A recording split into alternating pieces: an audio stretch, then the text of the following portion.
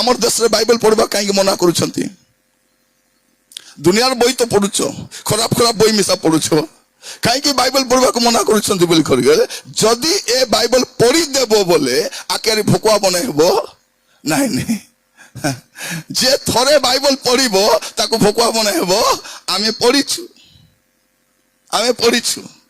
যদি বাইবেল পড়ব নাই অনন্ত কালরে অনুতাপ করব কাইকি আমি বাইবেল পড়লি নাই বলি করি।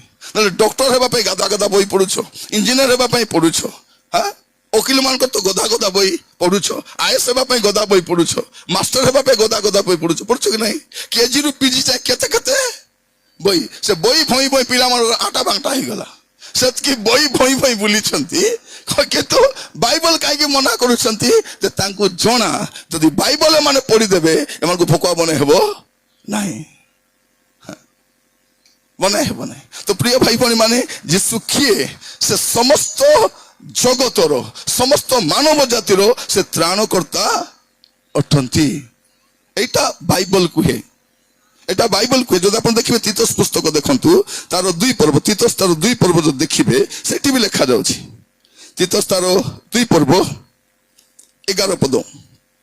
কারণ সমস্ত মানবর পরিত্রাণ নিমন্তে, কার পরিত্রাণ?